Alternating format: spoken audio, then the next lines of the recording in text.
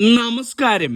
Infinite സ്റ്റോറീസിന്റെ പുതിയൊരു അധ്യായത്തിലേക്ക് എല്ലാവർക്കും സ്വാഗതം.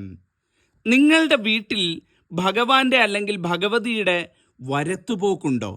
എങ്ങനെ അറിയാൻ സാധിക്കും? അതിനെ പറ്റിയിട്ടാണ് ഇന്നത്തെ അധ്യായത്തിൽ പറയാൻ പോകുന്നത്. ഈ വരത്തുപോക്ക് എന്ന് പറയുന്നത് ചില്ലറ കാര്യമല്ല.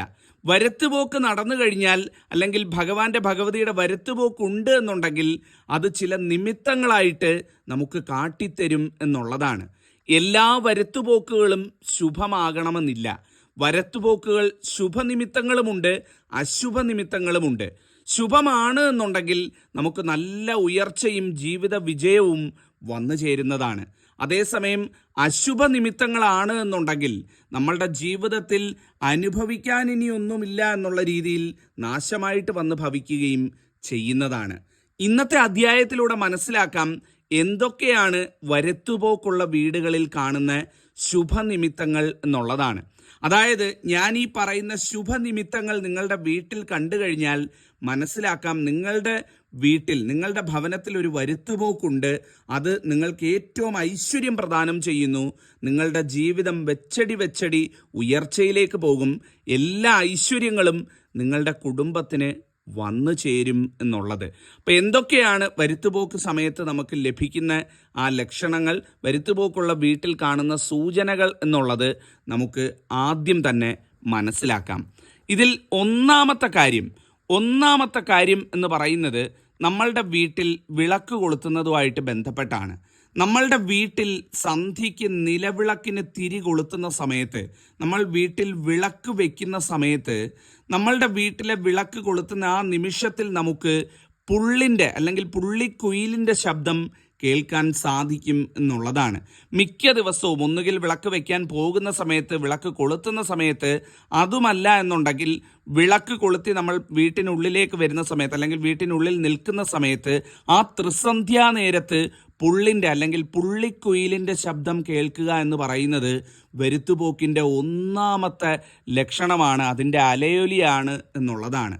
അങ്ങനെ പുള്ളിൻ്റെ ശബ്ദം കേൾക്കുന്നത് നമ്മുടെ ഹൈന്ദവ വിശ്വാസങ്ങൾ പ്രകാരം ആ വീട്ടിന് സർവ്വ ഐശ്വര്യങ്ങളും കൊണ്ടുവരും എന്നുള്ളതാണ് കരുതപ്പെടുന്നത്. അപ്പം ത്രിസന്ധ്യാ നേരത്ത് പുള്ളിൻ്റെ ശബ്ദം കേൾക്കുന്നതാണ് ഒന്നാമത്തെ ലക്ഷണം എന്ന് പറയുന്നത്. നിങ്ങൾക്ക് ആർക്കെങ്കിലും അങ്ങനെ പുള്ളിൻ്റെയോ പുള്ളിക്കുയിലിൻ്റെയോ ശബ്ദം ത്രിസന്ധ്യയ്ക്ക് കേൾക്കുന്നുണ്ടോ എന്നുള്ളത് നോക്കുക. ഉണ്ടെങ്കിൽ അത് സർവ്വ ഐശ്വര്യദായകമാണ്. രണ്ടാമത്തെ ലക്ഷണം എന്ന് പറയുന്നത് നമ്മൾ പൂജാമുറിയിൽ നിലവിളക്ക് കൊളുത്തി അവിടെ വെച്ചിരിക്കുന്ന ചിത്രങ്ങൾക്കും വിഗ്രഹങ്ങൾക്കും ഒക്കെ പൂക്കളൊക്കെ അർപ്പിക്കാറുണ്ട് അല്ലേ? അങ്ങനെ നമ്മൾ വെക്കുന്ന പൂക്കൾ കാറ്റിൽ പറന്നു പോവുക, അല്ലെങ്കിൽ നമ്മൾ വെക്കുന്നിടത്തുനിന്ന് ഊർന്ന് താഴെ വീഴുക. ഉദാഹരണത്തിന് ഒരു മാല ചാർത്തിയാൽ ആ മാല ഊർന്ന് വീഴുക, അതിൽ വെക്കുന്ന പൂക്കൾ അതിൽ നിന്ന് അടർന്നു വീഴുക അല്ലെങ്കിൽ താഴെ വീഴുക, അത് നമ്മൾ പ്രാർത്ഥിച്ചുകൊണ്ട് നിൽക്കുന്ന സമയത്ത് കാണുക എന്ന് പറയുന്നത് ഒരു നിമിത്തമായിട്ടാണ് കരുതപ്പെടുന്നത്. ഇങ്ങനെ ഉണ്ടാകുന്നത് ആ ചൈതന്യം തൻ്റെ സാന്നിധ്യം അറിയിക്കുന്നതിന് തുല്യമായിട്ടാണ്, നിമിത്തമായിട്ടാണ് നിമിത്തശാസ്ത്രത്തിൽ പറഞ്ഞു വെക്കുന്നത്.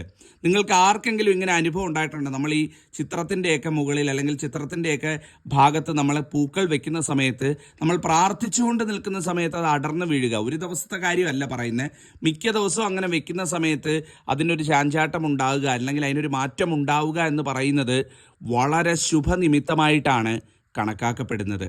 ആർക്കെങ്കിലും അനുഭവം ഉണ്ടായിട്ടുണ്ടെങ്കിൽ തീർച്ചയായിട്ടും പറയണം കേട്ടോ. മൂന്നാമത്തെ ലക്ഷണം ഏറ്റവും പ്രധാനപ്പെട്ട ലക്ഷണമാണ്. ഈ ഒരു ലക്ഷണം എന്ന് പറയുന്നത് നമ്മൾ വീട്ടിൽ നിലവിളക്ക് വെക്കുന്ന സമയത്ത് ദിവസവും നിലവിളക്കിൻ്റെ അടുത്ത് ഒരു പല്ലിയുടെ സാന്നിധ്യം കാണുക എന്നുള്ളതാണ്. ഒരു പല്ലി ഈ ഒരു നിലവിളക്കിൻ്റെ അടുത്തേക്ക് വരിക. നമ്മൾ വിളക്ക് കൊളുത്തി വെച്ച് തൊഴുതുകൊണ്ട് നിൽക്കുമ്പോഴായിരിക്കും എല്ലാ ദിവസവും കൃത്യമായിട്ട് കാണും ഒരു പല്ലിയുടെ സാന്നിധ്യം ആ വിളക്കിൻ്റെ അടുത്ത്.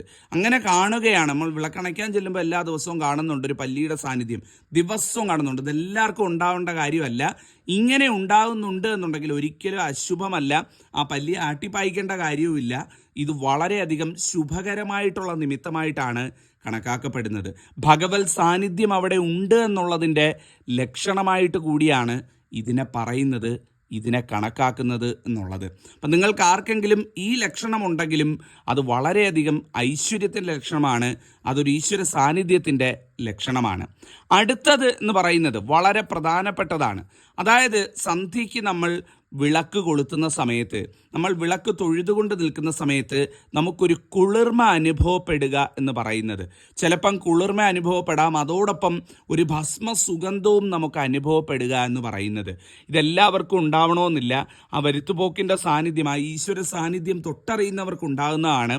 നല്ല ചൂടുള്ള കാലാവസ്ഥയൊക്കെ ആയിരിക്കും. നമ്മൾ ആ രണ്ട് കണ്ണുകളും അടച്ച് നിലവിളക്കിന് മുന്നിൽ നിന്ന് തൊഴുത് പ്രാർത്ഥിക്കുന്ന സമയത്ത് നമുക്ക് എന്തെന്നില്ലാത്ത ഒരു കുളിർമ, വല്ലാത്തൊരു തണുപ്പ്, നമ്മളെ തലോടിപ്പോകുന്ന ഒരു കാറ്റിൻ്റെ തണുപ്പ് അനുഭവപ്പെടുകയാണ്.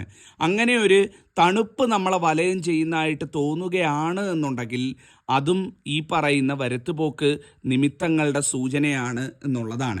അങ്ങനെ അനുഭവമുള്ളവരൊക്കെ ഉണ്ടെങ്കിൽ ഒന്ന് പറയണേ. ഏറ്റവും ഐശ്വര്യമാണ്. നിങ്ങളുടെ ജീവിതത്തിലെ എല്ലാ സൗഭാഗ്യങ്ങളും വൈകാതെ തന്നെ വന്നു ചേരും. ഇത് ഏറ്റവും ഐശ്വര്യ സൂചകമായിട്ടാണ് കണക്കാക്കപ്പെടുന്നത്. അതുപോലെ തന്നെ വളരെ പ്രധാനപ്പെട്ട മറ്റൊരു കാര്യമാണ്, നമ്മൾ സന്ധ്യയ്ക്ക് വിളക്കൊക്കെ കൊളുത്തി നമ്മളുടെ വീട്ടിലുള്ള പല ദേവീ ചിത്രങ്ങൾ, ദേവന്മാരുടെ ചിത്രങ്ങളൊക്കെ ഉണ്ട്. നമ്മൾ അത് നോക്കി നമ്മൾ തൊഴുത് പ്രാർത്ഥിക്കും. അപ്പോൾ ഈ ചിത്രങ്ങൾക്ക് അല്ലെങ്കിൽ വിഗ്രഹങ്ങൾക്ക് ഒരു തിളക്കം അനുഭവപ്പെടുക എന്ന് പറയുന്നത് ഇത് അപൂർവമായിട്ട് മാത്രം സംഭവിക്കുന്ന കാര്യമാണ്. എല്ലാവർക്കും ഇത് സംഭവിക്കണമെന്നില്ല, എന്നാൽ ചിലർക്കെങ്കിലും ഇത് ഉണ്ടായിട്ടുള്ള കാര്യമാണ്. നമ്മൾ തൊഴുതു നിൽക്കുന്ന സമയത്ത് ആ ചിത്രത്തിൽ അല്ലെങ്കിൽ ആ വിഗ്രഹത്തിൽ അല്ലെങ്കിൽ അവിടെ വെച്ചിരിക്കുന്ന ആ ചിത്രങ്ങളിൽ വല്ലാത്തൊരു തിളക്കം, വല്ലാത്തൊരു ചൈതന്യം, നമുക്ക് തന്നെ അതിലേക്ക് നോക്കുമ്പം കണ്ണെടുക്കാനാകാത്ത രീതിയിലുള്ള ഒരു ചൈതന്യം അനുഭവപ്പെടുക. എല്ലാ ദിവസവും ഇത് ഉണ്ടാവണമെന്നില്ല, പക്ഷേ നമുക്ക് ഉണ്ടാകാറുണ്ട്. അങ്ങനെ ഉണ്ട് എന്നുണ്ടെങ്കിൽ ഇതും ഈ പറയുന്ന ഈശ്വര സാന്നിധ്യത്തിൻ്റെ ലക്ഷണമായിട്ടാണ് കണക്കാക്കപ്പെടുന്നത്.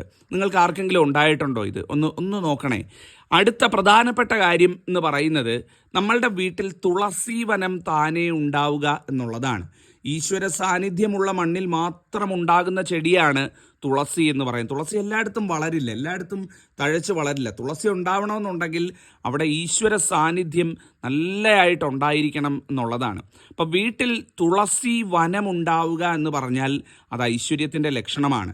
നിങ്ങളുടെ വീട്ടിൽ അങ്ങനെ തുളസി വനമുണ്ടാകുന്നുണ്ട്, അതായത് കാട് കയറിയ പോലെ തുളസി ഇങ്ങനെ പൊട്ടിമുളച്ചുണ്ടാവുക, വീടിനെ ചുറ്റി നോക്കിയാൽ ചവിട്ടാൻ പറ്റാത്ത രീതിയിൽ തുളസി തൈകൾ പൊട്ടിമുളയ്ക്കുക, വളരെ അത്ഭുതമായിട്ട് വീടുകളിൽ നടക്കുന്ന കാര്യമാണ്.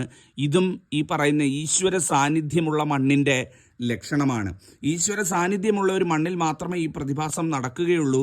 അങ്ങനെ തുളസി തൈകൾ ഇങ്ങനെ പൊട്ടിമുളച്ച് വീടിനെ ചുറ്റി ഉണ്ടാവുക എന്ന് പറയുന്നത് അപൂർവമാണ്. നിങ്ങൾക്ക് ആർക്കെങ്കിലും അങ്ങനെ ഉണ്ട് എന്നുണ്ടെങ്കിൽ മഹാഭാഗ്യമാണ്. തീർച്ചയായിട്ടും പറയുക, ഏറ്റവും നല്ല കാര്യമാണ് എന്നുള്ളത്. അടുത്തത് ഏറ്റവും പ്രധാനപ്പെട്ട അവസാനത്തെ ഒരു കാര്യവും കൂടെ പറഞ്ഞുകൊണ്ട് നിർത്താം. ഇത് എല്ലാ വീടുകളിലും ഉണ്ടാവണമെന്നില്ല, വളരെ അപൂർവമായിട്ട് നമുക്ക് കാണാൻ സാധിക്കും. സന്ധ്യയ്ക്ക് വിളക്ക് വയ്ക്കുന്ന സമയത്ത് ഉപ്പൻ്റെ ശബ്ദം കേൾക്കുക എന്ന് പറയുന്നത്, ഉപ്പൻ വരിക, വീട്ടുമുറ്റത്ത് നിന്ന് ശബ്ദമുണ്ടാക്കി ചിലച്ചിട്ട് പോവുക എന്ന് പറയുന്നത്, ഇത് ഈശ്വര സാന്നിധ്യമായിട്ടും അതുപോലെ തന്നെ ധന ഉയർച്ച വരുന്നതിൻ്റെ ലക്ഷണമായിട്ടും കണക്കാക്കപ്പെടുന്നു. ത്രിസന്ധ്യാ നേരത്ത് ഉപ്പനെ കാണുന്നത്, ശബ്ദം കേൾക്കുന്നത്, ഇതൊക്കെ ഈശ്വര സാന്നിധ്യത്തിൻ്റെ, പ്രത്യേകിച്ച് ലക്ഷ്മി സാന്നിധ്യത്തിൻ്റെ ലക്ഷണമായിട്ടാണ് കണക്കാക്കപ്പെടുന്നത്. അപ്പം ഞാൻ ഈ പറഞ്ഞ ലക്ഷണങ്ങളൊക്കെ നിങ്ങൾ കേട്ട് കാണുമെന്ന് വിശ്വസിക്കുന്നു.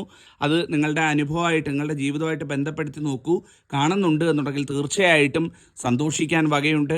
ഭഗവാന്റെ അനുഗ്രഹമുണ്ടാകും. എല്ലാം നന്നായി വരുന്നതാണ്. പറഞ്ഞുകൊണ്ട് അധ്യായം അവസാനിപ്പിക്കുന്നു. നന്ദി, നമസ്കാരം.